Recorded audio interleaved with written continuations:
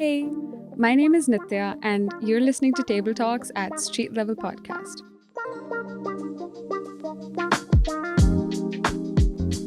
Hey y'all, we're back with another episode at Table Talks at Street Level Podcast. My name is Dejah Ajayi. I'm your host today. We're going to introduce some people starting over here. My name is Alenis Rios. I'm Mercedes. I'm Brendan Atterberry. I'm Sage Culver. I'm LuisAngel Vazquez. And these are our lovely journalists at Mildsauce. So I'm going to ask questions. We're going to go in the same order. The first question is, what does solidarity means to you? Solidarity to me means a deep sense of unity and mutual support within a community. It is the recognition that we are stronger together and that by supporting one another, we can achieve greater things than we could alone. Well, just like Lenny put it, it means a lot of togetherness and coming, basically staying like a community. That's good.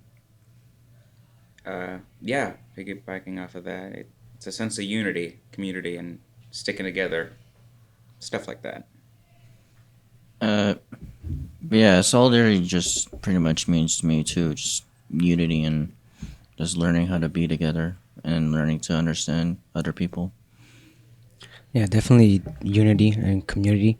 It's definitely like being a part of the same kind of opinion. Mm-hmm. But it's more of like you don't have to personally know another person. As long as you guys are in the same community, you guys could respect each other very much with your same opinions. Yeah, that's really good. Yeah. If I can say my answer, I think of solidarity as being able to be with a group of people and they support you even if they disagree with you. I just feel like that's important to have a group of people that supports you no matter what. We're going to go with the second question. It's how do we foster, or you foster, solidarity within diverse space? This is deep, y'all. So I always try to come off as like, this nice person, which I already know that I am. Mm-hmm. It's just the way that I know my list can be kind of intimidating sometimes.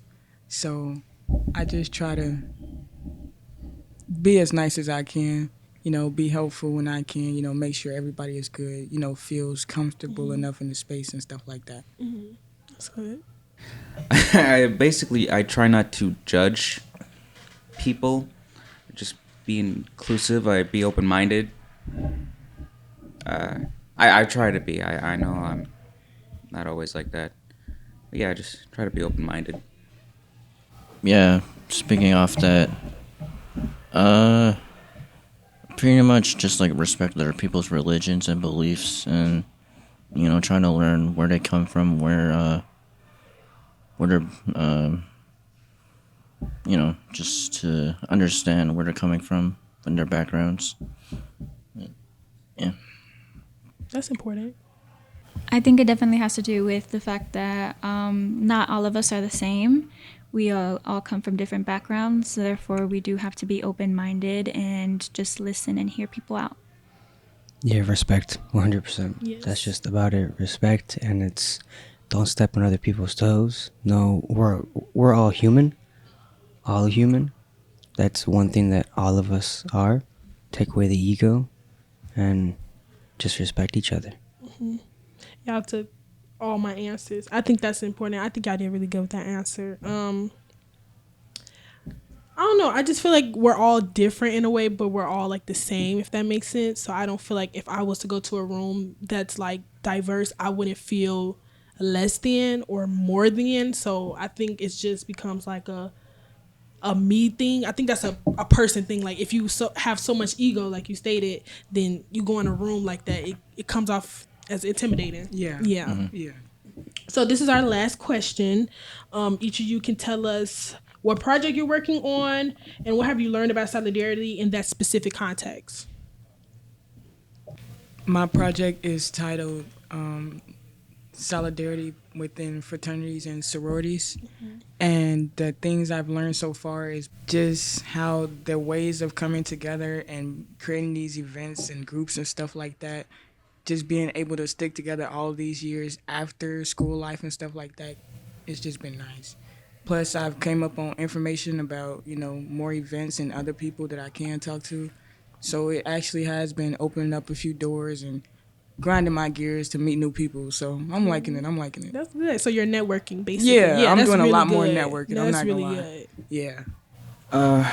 I am doing a project on social media, and I learned that there's so much you can do, so many communities on social media that just allow people to express themselves. Like, there's art communities, there's music community, it's cool. Just put it simply. It's like the internet is like a deeper meaning than what people say. Yeah. Yeah, it's more deeper than that and more specific, and it had different groups. So yeah. If you don't mind me asking, with your research, which one of them has become your best apps of social media? My bad for going off topic. No, you're y'all. good. You're perfectly fine. I think the best app for social media is YouTube, because it's more personal. It's more about the person that's building the community. You can interact with your viewers, and you can foster a more, hopefully, a more positive community. Yes. Yep. So I would have to say YouTube. That's really good. And YouTube actually like updated their stuff where you can have like smaller videos and stuff like that. So it becomes more of like it's a really YouTube like short. YouTube, TikTok thingy. So Yeah, YouTube yeah. has become like bigger than what it already was. But yeah. Yeah. I'm also doing a project on social media as well. What I've learned from it, pretty much just don't like give up your hopes. Pretty much just trying to find your answers you don't really have or need within social media. Any platform is really fine, but yeah, I was gonna say YouTube has been our main source for now to help us with our project, but because it's just it's faster, I guess, to search up the persons, or even throughout like with Instagram, you could use that too to help with anything, but Because a lot of people do promote on YouTube on Instagram on Insta. to get their on YouTube. videos. Yeah. Have you I've done that. have you interviewed a YouTuber, or have you done YouTube? Because I know I've done YouTube a few times. So No, I haven't really done YouTube haven't? not at all, but I've just yeah, it's just really helpful for just researching. Yeah. That's a good researching platform. It's like a video Google actually. Yeah. pretty much. Yeah. So That's interesting. I really Yeah. like it. So, my project is based around gym communities and the solidarity in the communities, the importance of respect and comfortability, and newcomers. The main idea of this is that newcomers to the gym, or people that genuinely want to go to the gym, they are horrified of going to the gym. They are horrified. They are so scared. Why is that? I think it's definitely insecurity thing, but it's also it's more of a confidence thing too. Yeah. To build up your confidence to go within the gym and to feel comfortable with other people, see if they're judging you and all that. It's a social thing. Yeah, it's more of a is. social aspect. People are scared of the social environment, and it's more of like I want to get behind the solidarity of as a group, people in the gym, just average gym goers, and even if there's groups in the gym, it is kind of their, I don't want to say responsibility, but it's like an unspoken responsibility that you are supposed to make other people feel comfortable and respected and make sure there's no judgment. And definitely staff of the gym, that is actually their responsibility to do that. Actually, yeah. So something I've learned though is that I interviewed one individual, and she actually just found her own motivation and her own comfort, and she didn't really need anyone else's help or any other group's help. But she still felt comfortable and connected to the gym she was going at. That's power. Yeah. That's actually So really even when you're alone, you could still feel Yeah. solidarity in any community. because people do record themselves at the gym a lot. Yeah. Like it's a lot of gym creators on TikTok, on YouTube. So, also it's this dude. That's what I want to mention. It's this dude on TikTok who makes like videos. Like if somebody like say something wrong at the gym. Like, have you heard of him? Oh, Joey yeah. Swole? Yes, Yeah. yes. Yeah, and that's who he is. he literally like tells people like community is everything and people are supposed to build each other up. So I was just wondering if you did like any research or heard about him. I've seen him a lot. I've seen a lot of his TikToks. They pop up, and he is super informal. He is. Super. He's very kind, very kind, and he seems like he just wants the entire gym community to just be one and to not be separate anymore. Yeah, that's actually very interesting. Like, if you go a deep dive, that'd be really cool. My title, I have 2 titles, y'all, but it's just working titles. Two titles, it's just 2 working. I'm just working on 2, but it's called either Youth Brilliances or Pioneers on Screen. And my title, my stuff is about Black entertainers and the importance of solidarity amongst each other in our industry. What I've learned. I think Brendan already mentioned that it's so many types of artists. So it's so many different types of people. So learning that one of my experts, he's a scout location, like he's a location scout. So he does like different locations for the Shy. So that's interesting. And then I have another artist who draws. So it's just stuff like that. Like, I don't know like specifically who I'm looking for, but it's like, how can you not say one is an artist and another isn't? So yeah, they all contribute in our world. So that's something I learned. Yeah. Anybody got any questions, comments, and concerns? Well, I got a question for everybody.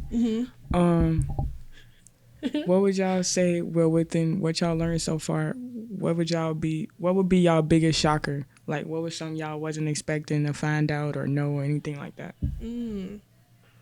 How much I enjoy filming B-roll. Oh, yeah. Yeah, I really do enjoy it. It's really fun. It can just be like the most random things, but just playing around with the camera is definitely something that I like to do. That's good. Yeah, I also really enjoyed filming a lot with the B-roll and just messing around with the cameras in different settings with it.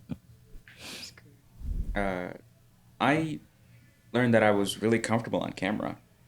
In the past, I was very shy.